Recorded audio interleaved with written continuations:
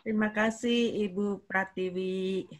Selamat pagi. Sama-sama. Assalamualaikum warahmatullahi wabarakatuh. Waalaikumsalam Waalaikumsalam. warahmatullahi wabarakatuh. Ini sebenarnya tugas yang berat ya buat saya ya. Giat mendidik anak agar berkarakter baik. Jadi sebetulnya saya pada waktu pertama kali kata-kata ini muncul juga saya langsung berpikir, apa ya maksudnya berkarakter baik? Betul. Akhirnya saya selami lagi apa sih yang terjadi di sekolah gitu ya. Anak-anak itu apa sih yang mereka dapatkan dari sekolah? Kemudian lalu mereka berperilakunya seperti apa? Nah, kebetulan saya waktu itu masih aktif sebagai pengajar. Akhirnya saya memperhatikan, saya mengobservasi perilaku mahasiswa gitu ya. Kenapa sih mahasiswa itu udah tahu ketemu papasan sama dosen kok acuh-acuhan sih? Apakah itu karakter Indonesia gitu ya? Tapi kenapa kok acuh-acuhan? Jadi saya setiap kali ke sekolah, saya selalu memperhatikan karakter dari sekolah itu sendiri. Jadi ada sekolah yang anak-anaknya selalu berteriak gitu. Kalau panggil atau kalau ngomong sama temennya itu berteriak-teriak.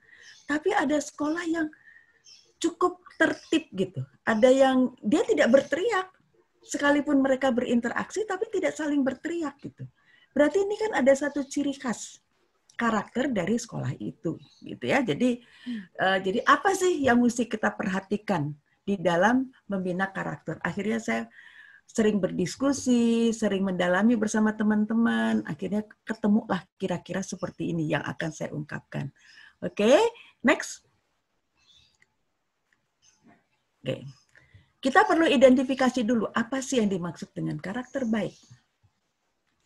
Dapat menyesuaikan pada situasi dan suasana yang bervariasi. Jadi, kalau sekarang saya berperan sebagai mahasiswa, ya saya harus bersikap, berperilaku, menghormati dosen, sekalipun dosen itu teman saya. Misalnya seperti itu. Jadi suasananya berbeda, situasinya berbeda, berarti kita harus mengganti baju. Situasi itu yang harus kita kembangkan, gitu ya. Karena dia harus tahu diri. Jadi jangan sampai dia menjadi mahasiswa, temannya adalah dosennya adalah temannya, lalu dia bersikap semau-maunya, dia pasti nggak akan selesai studinya.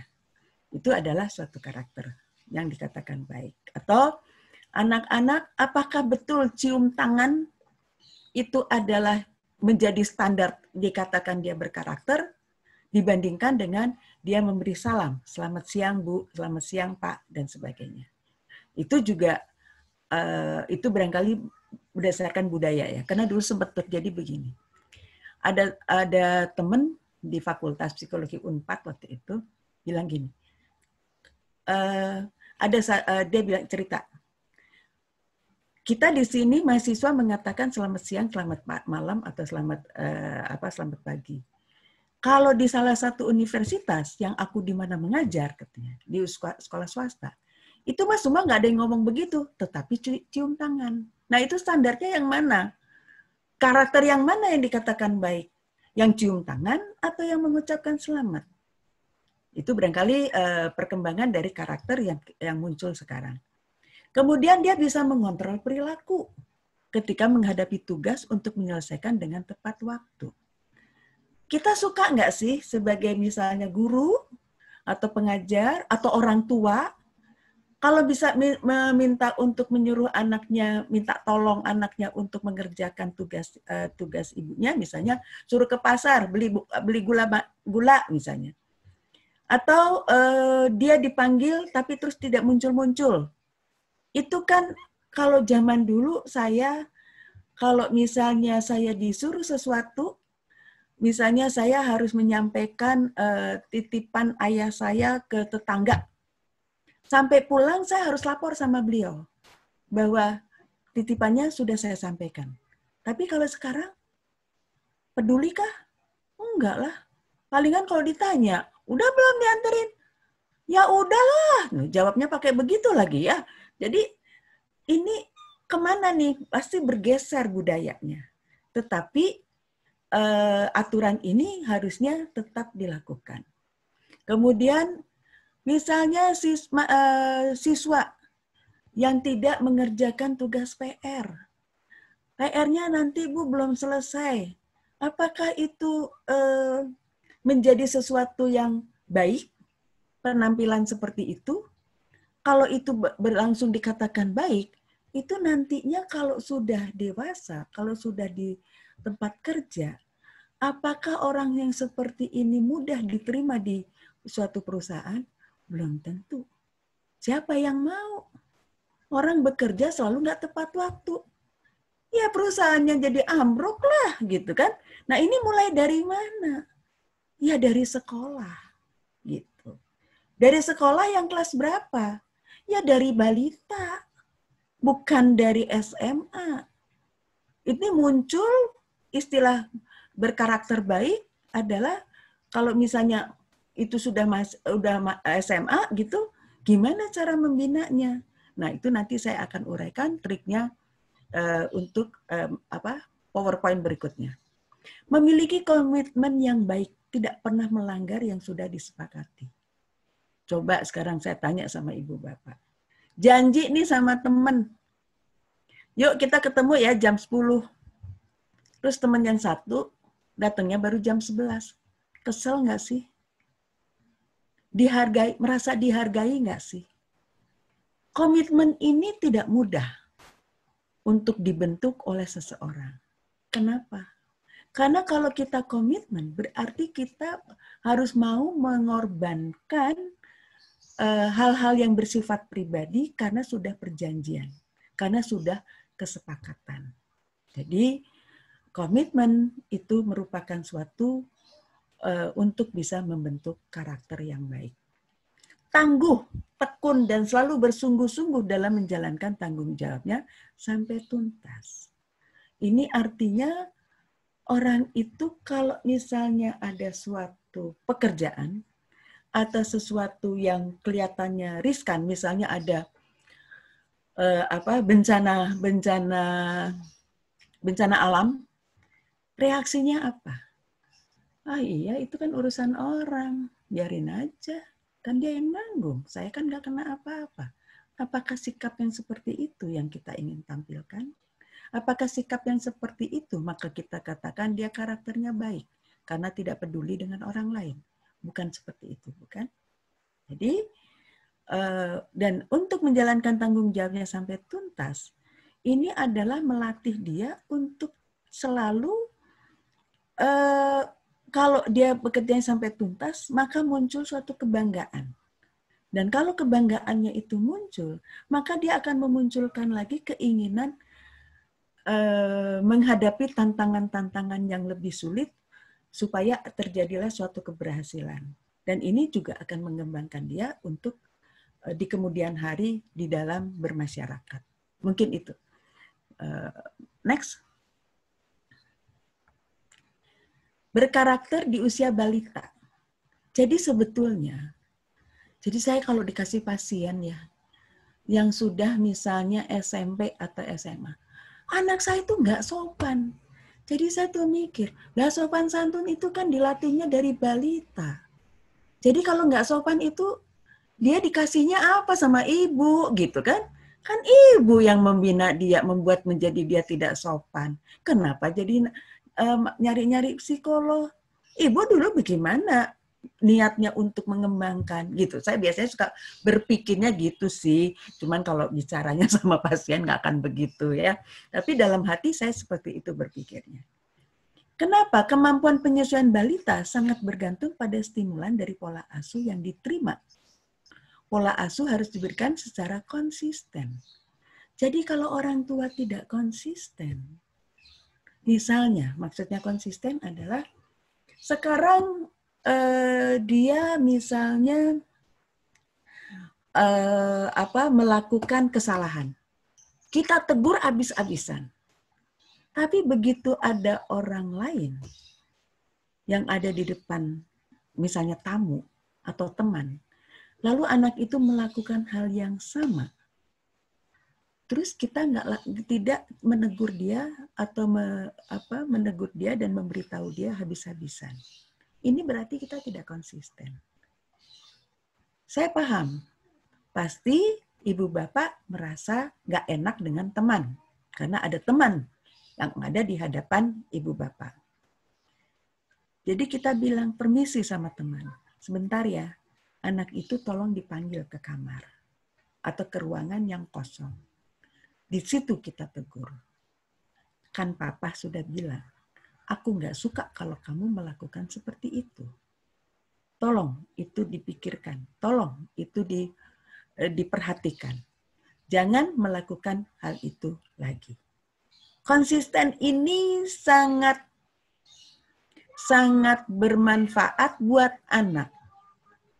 Dalam arti apa? Karena anak itu masih balita, dia masih lupa. Karena dia masih baru belajar.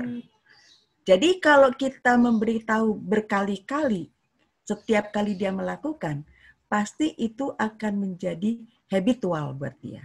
Dan dia akan mengontrol perilakunya. Jadi setiap kali kalau dia akan melakukan sesuatu, dia akan memperhitungkan, Bapak Ibuku suka nggak ya saya melakukan ini? Kemarin saya ditegur, berarti yang ini saya nggak boleh. Jadi saya kalau teman saya melakukan, oke, silakan, saya mendingan diam. Jadi dia bisa mengontrol bagaimana perilaku yang menjadi standar dari orang tuanya. Kemudian masalah konstan. Ini juga artinya tetap. Misalnya kalau dia tidak melakukan sesuatu, maka yang rutin, misalnya nih, mengurus buku sekolah. Ya. Waktu itu sempat ada seorang klien saya mengatakan gini, Bu, saya bingung sama anak sini. Kenapa, Bu? Dia itu gimana ya untuk tanggung jawabnya? Emang apa, Bu, yang terjadi? Iya, segala-gala dia tuh harus dibantu. Inisiatif kayak sendiri. Anaknya sudah SD, baru waktu itu SD. Jadi saya larinya, kalau dia beresin buku, yang ngerjain siapa? Saya. Kenapa, Ibu? Saya bilang gitu. Karena kalau saya nggak beresin, pasti pernah tuh, Bu, saya coba. Terus ketinggalan. Nah, anak itu telepon. Jadi saya harus mengantarkan. Saya nanya, kenapa Ibu harus mengantarkan? Ya kan kalau enggak anaknya dimarahin. Saya tanya lagi, emang kalau dimarahin kenapa? Karena kalau dia dimarahin, dia bisa mengontrol dari marah gurunya. Kita nggak usah malu. Kan itu urusan sama sekolah. Jadi itu penyesuaian anak dengan sekolah.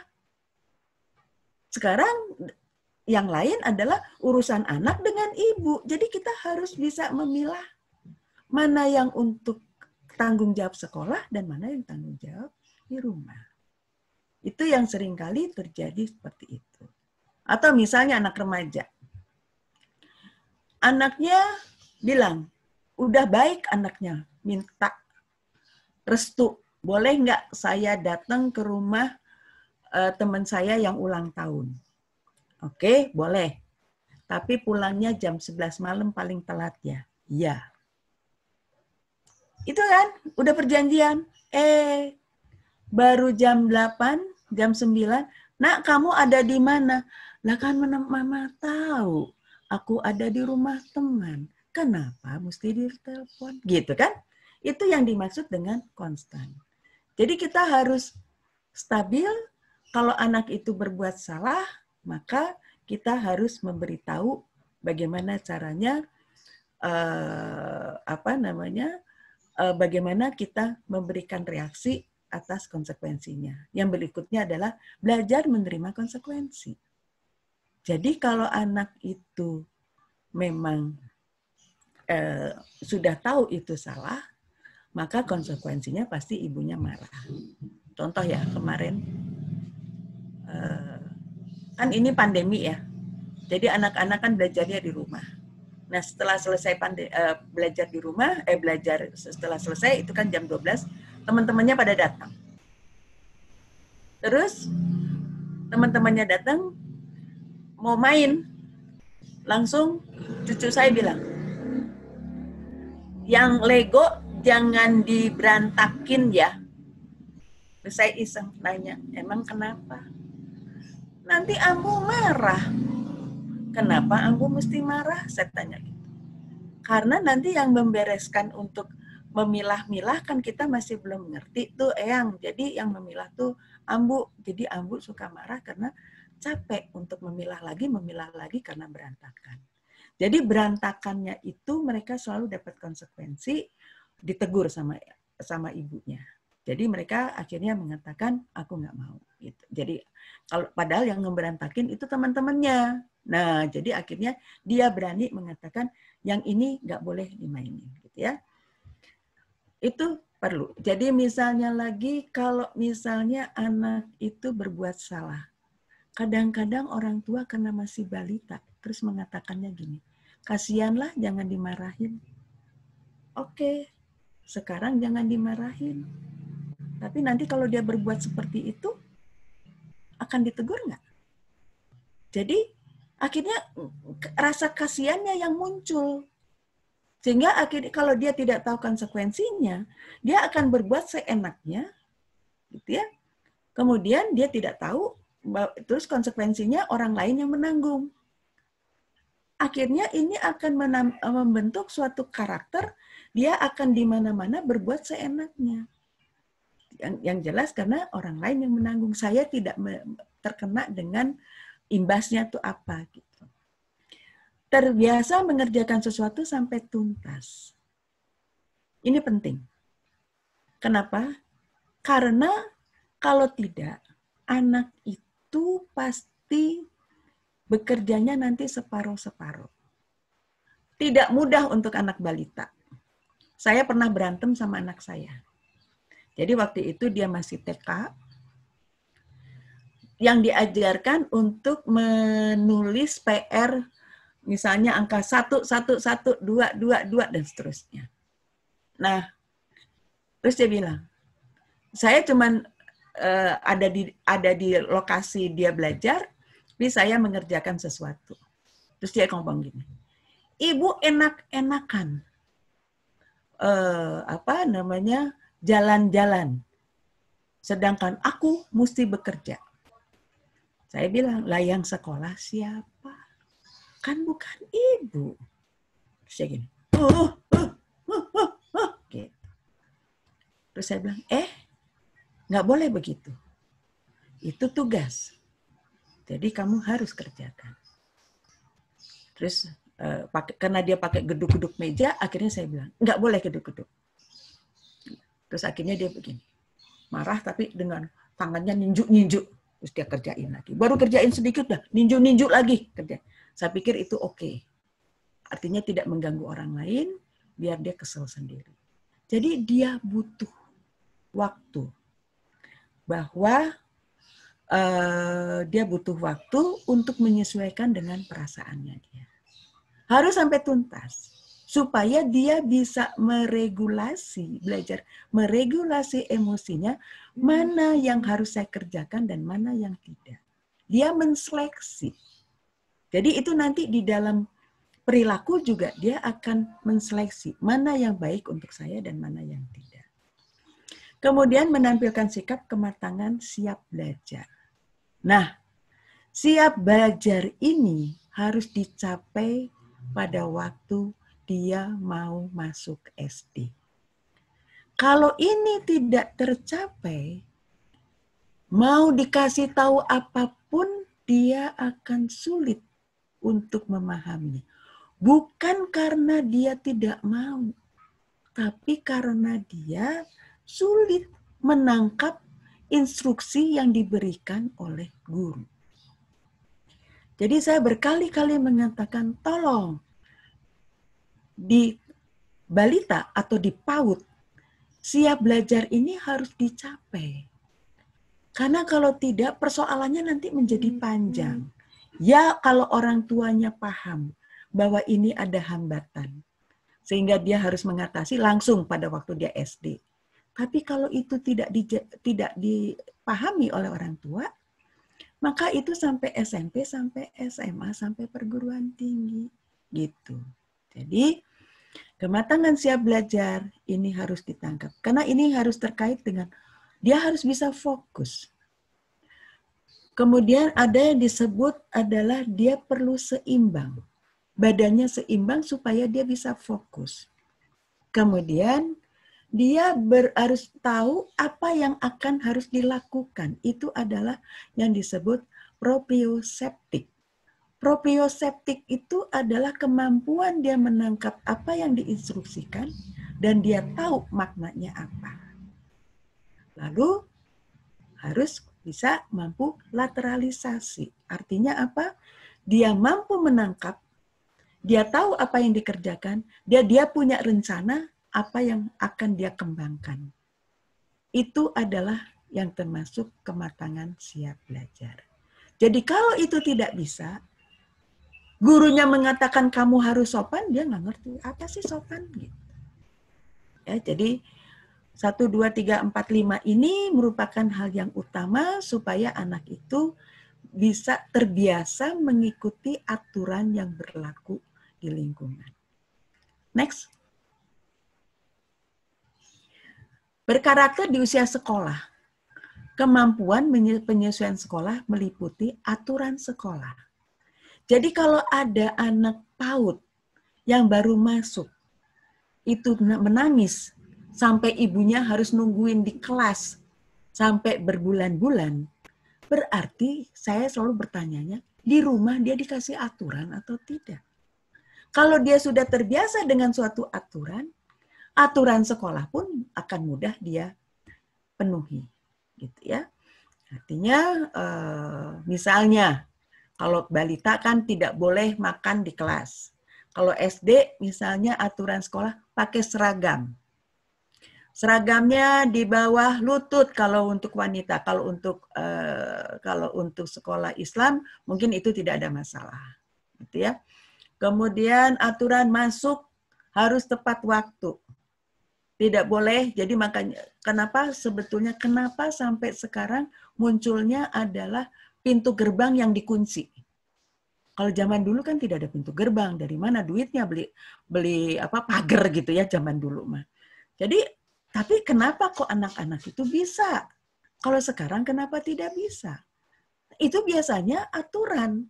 Kalau dia di balitanya beres, terbiasa dengan mengikuti aturan, harusnya pada waktu di sekolah dia nggak akan ada masalah. Dia sudah bisa berpikir bahwa saya harus mengikuti aturan. Tugas akademik. Tugas akademik adalah untuk mendapatkan ketekunan dia. Bahwa dia punya tanggung jawab. Saya harus mentuntaskan tugas-tugas itu. Akademiknya hanya merupakan media. Tapi penyelesaian sampai beres, sampai tuntas, dan harus benar, itu adalah suatu pembinaan karakternya. Jadi dia harus bisa, kalau dia diserahi tanggung jawab, dia akan harus selesaikan sampai tuntas. Interaksi dengan guru dan teman sebaya. Dia harus bisa memisahkan. Misalnya, dengan teman sebaya mungkin bisa ngomong pakai lu gue, tapi dengan guru dia tidak boleh. Dia harus bisa memisahkan itu. Atau kalau dengan guru, dia harus sopan memandang gurunya. Kalau dengan teman sebaya, sebetulnya itu juga harus.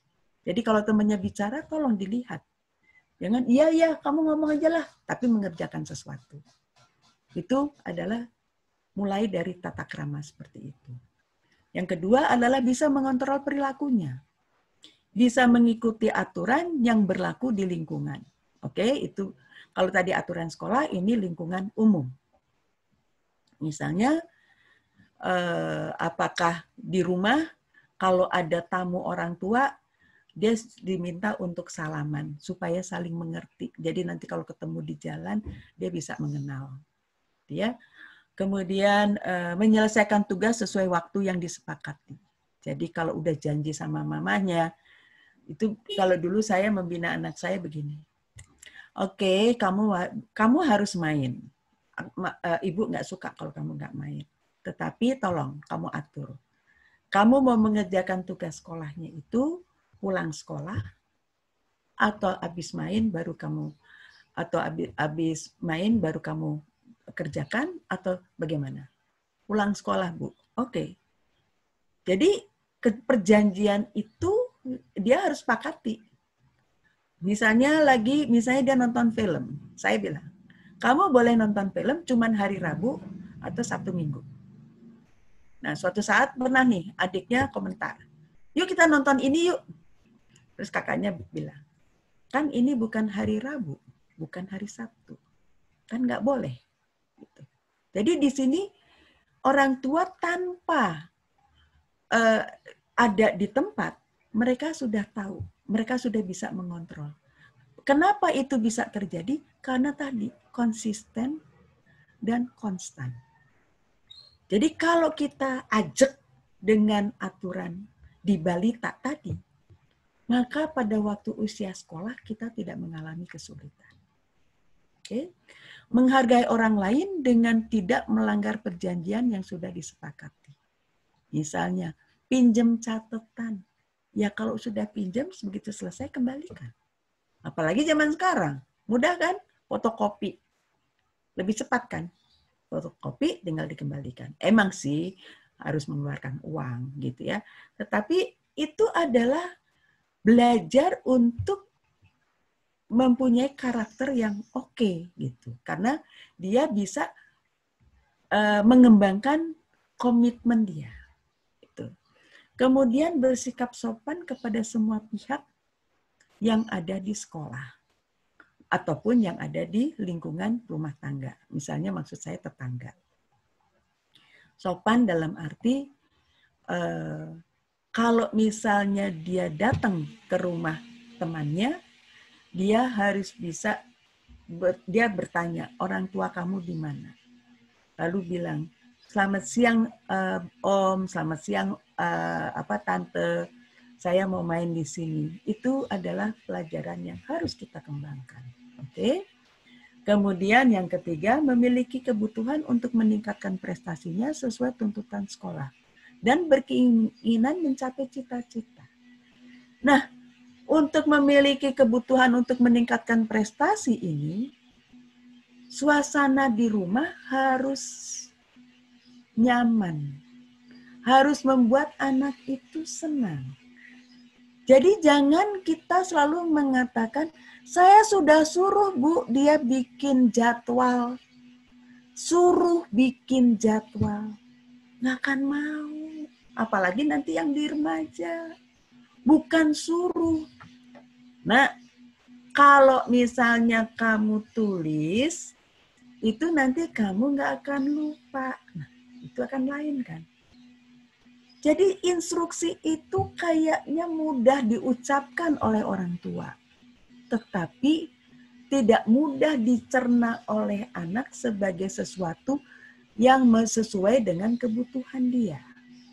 Justru dia menganggap, ini mah cari-cari perkara aja ini mama papa. Ini mama papa hanya mau ngerjain aku aja. Karena munculnya instruksi. Jadi untuk mengembangkan motivasi itu adalah buatlah anak itu senang. Jangan sampai tidak senang. Karena kalau kita kembali kepada teorinya perkembangan emosional, perkembangan emosi, motivasi itu muncul setelah dia mampu meregulasi emosinya. Artinya dia akan mempertimbangkan. Mama menyuruh mengatakan tadi kalau bisa membuat PR-nya itu lebih cepat supaya bisa lebih supaya saya pandai. Itu akan dia pertimbangkan. Tapi kalau disuruh, ini mah tadi perkara, nah gitu ngomongnya. Ya, jadi mungkin situasi itu yang harus kita perhatikan sebagai pendidik. Next. Nah, ini karakter di usia remaja. Ini yang sulit. Remaja ini baik SMP maupun SMA ya. Kemampuan menyesuaikan yang perlu dikembangkan adalah penyesuaikan dengan perubahan fisik. Itu kalau di SMP. Kalau di SMA mungkin penyesuaiannya adalah lebih kepada saya ingin populer. Saya ingin cantik. Dia bingung tuh kalau udah temennya ada yang pacaran gitu, kalau itu di SMA. Tapi kalau masih di SMP, belum. Tapi sekarang mungkin udah ya zaman sekarang ya. Tapi kalau zaman dulu, dia masih bingung dengan fisiknya. Jadi kalau misalnya terjadi, maaf kalau munculnya menstruasinya ada gitu, hormonnya masih tidak tetap, nah itu akan mengganggu emosinya. Nah itu yang mengganggu. Sehingga kalau dia misalnya pergi ke kamar, jadi datang merengut terus masuk ke kamar, itu kita sebagai orang tua biarkan. Kenapa kita biarkan? Karena dia sedang sibuk dengan fisiknya sendiri. Bukan karena marah sama orang tuanya, bukan karena kesel. Tolong dipahami. Jadi ada klien saya kemarin, dia disuruh mamahnya untuk menjemur sesuatu. Lalu dia kerjakan, tapi karena silo, matanya agak dikecilkan gitu. Terus mamahnya bilang, kamu kenapa pakai marah? Jadi anaknya bingung, siapa yang marah? Iya itu, lihat aja muka kamu. Sampai kayak gitu. Loh ini saya silo, alah enggak. Kalau udah kondisinya begitu, anak tidak nyaman. Jadi dia akan menunjukkan karakter yang melawan selalu. Karena merasa dirinya tidak dipahami. Nah kalau dia sudah melawan, kesalahan bukan di anak. Jadi saya kadang-kadang suka bingung. Kenapa anaknya sama saya sih oke-oke saja, kooperatif, tapi ibunya tuh mengeluhnya kayak 1000 masalah pada anaknya, padahal mah nggak ada apa-apa. Kenapa? Karena anaknya merasa tidak dipahami. Jadi susah. Kita mau masuk kepada standar nilai sosial orang tua akan susah masuk ke dia karena dia selalu sudah melawan. Oke? Kemudian terhadap lawan jenis. Jadi untuk anak SMP SMA itu belajar bagaimana menyesuaikan diri dengan teman lawan jenis. Oke? Itu nggak mudah buat mereka. Tapi tolong biarkan. Supaya nanti mereka bisa memunculkan reaksi yang lebih sopan bagaimana menghargai wanita maupun laki-laki. Atau misalnya kalau dia misalnya naksir sama yang perempuan gitu ya, terus ditolak sama perempuannya, dia bisa mengerti apa yang harus dia lakukan. Tidak marah-marah, tidak menendang-nendang, tapi dia berperilaku tetap sopan, oke, dan sportif. Perilaku yang harus dikontrol. Mengontrol peran sesuai dengan gendernya. Jadi misalnya melihat temannya ini sudah malam, dia pulang sendiri, ini wanita, dia dengan cepat mengatakan, saya antar ya kamu. Itu berarti dia mengontrol situasi itu. Dan mengantarnya juga, saya bingung kalau zaman sekarang mengantarnya itu cuma di pinggir jalan ya. Kamu mau ketemu, mau sampai mana turunnya? Padahal zaman dulu itu nggak boleh. Kalau mau nganterin temannya itu harus sampai rumah, sampai dibukakan pintu. Kalau sekarang kan tidak. Turunin, ya sudah ditinggal gitu ya. Nah sekarang, tapi itu mungkin budaya yang bergeser. Karena zaman sekarang mungkin udah susah kalau kita berpikiran seperti itu. Kemudian, oke. Mengendalikan reaksi-reaksi yang bersifat emosional. Nah ini biasanya kalau misalnya bersifat emosional, misalnya dia ngadu ke kita dengan marah-marah, udah kamu cooling down dulu. Gitu ya. Yang terakhir adalah pengembangan motivasi. Ada kemauan untuk mengeksplorasi potensi diri untuk menginspirasi tujuan hidup yang akan datang. Jadi mengembangkan motivasi itu adalah dia tidak hanya melihat misalnya saya mau masuk, saya mau jadi insinyur, pergilah ke ITB, ke ITENAS, kemudian ke ITS dan sebagainya. Bukan begitu. Yang kamu senang pelajarannya apa? Jadi dia harus mengeksplorasi dirinya sendiri. Saya tidak suka matematik, tapi ingin masuk ekonomi. Nah, itu kan salah besar. Saya ingin masuk ekonomi, tidak bisa kemampuan hitung. Saya tidak suka dengan menghitung, tapi maunya masuk ekonomi. Berarti dia tidak belajar mengeksplor potensinya. Jadi kalau dia mengeksplor, dia biasanya paling tidak punya alternatif-alternatif untuk masuk perguruan tinggi. Mungkin itu kita kembangkan dengan melalui, ini mungkin pengantar saya, barangkali kita akan kembangkan melalui tanya jawab, mungkin ya Ibu Moderator ya, Mbak Pratiwi ya. Iya Ibu. Terima kasih. Iya, sama-sama Ibu Indun. Seru sekali materinya. Oke, baik Ibu. Ini sudah ada beberapa pertanyaan yang masuk ya Ibu ya. Kita bisa bahas langsung ya Ibu ya mungkin ya. Boleh. Baik, oke. Untuk pertanyaan pertama Ibu Indun. Ya. Ibu Indun, saya izin bertanya bagaimana caranya menghadapi anak PAUD jika dia selalu menangis dan harus ditunggu saat sekolah Ibu. Ya, ini memang beberapa kasus yang memang sering kita temui ya Ibu ya. Anak ini dalam kasus ini memang terlihat kurang disiplin juga dan kurang taat aturan gitu. Kira-kira Ibu punya tips atau apa cara-cara bagaimana mengatasi anak seperti ini? Oke Bu, terima kasih pertanyaannya. Gini Bu, kalau dia masih menangis, berarti dia defense-nya adalah masih menangis seperti anak waktu dia bayi. Ya. Nah sekarang pertanyaannya, apakah Ibu tega kalau misalnya dia berbuat salah? Menegur anak itu kalau berbuat salah. Prinsipnya itu. Kalau Ibu tega, cara tega begini loh Bu. Ibu buang muka. Jangan mukul. Saya nggak setuju kalau mukul. Dengan Ibu buang muka, Ibu tinggal bilang, Mama nggak suka kamu seperti ini. Lalu Ibu buang muka. Dengan Ibu membuang muka, itu sudah suatu hukuman buat anak. Artinya dia akan berpikir, kenapa ya mamaku nggak mau lihat aku?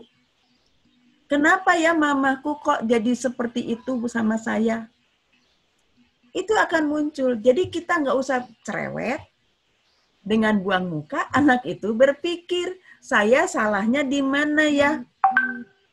Jadi kalau ibu mau menanamkan aturan, kalau ibu tidak tega, ya itu caranya, buang muka.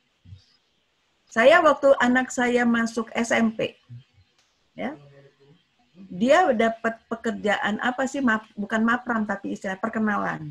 Dia pekerjaannya banyak gitu ya. Terus sampai dia mengerjakan tugas sampai jam 12 malam barangkali. Saya nggak ikut. Saya nggak tega, tapi saya nggak boleh membantu. Karena itu tugas dia. Apa yang saya lakukan supaya nggak konflik? Masuk kamar, tidur. Ya, besok paginya kita lihat. Anakku sehat apa enggak? Kan persoalannya di situ kan. Yang kita takutin kan anak itu jadi tidak sehat dan sebagainya. Jadi kita tinggal lihat anak saya sehat nggak? Sehat tuh oke-oke saja. Ya sudah. Berarti dia bisa menangani sendiri. Nah situasi ini yang seringkali membuat anak itu jadi tidak siap menghadapi orang lain. Jadi sebetulnya kalau anak itu nangis, itu karena dia cemas. Jangan salah. Dia cemas, ibuku nggak ada. Nanti saya kalau ada apa-apa tuh ke siapa gitu. Nah kalau di rumah sudah terbiasa, misalnya kalau ibu mau pergi, anaknya nangis, biarin.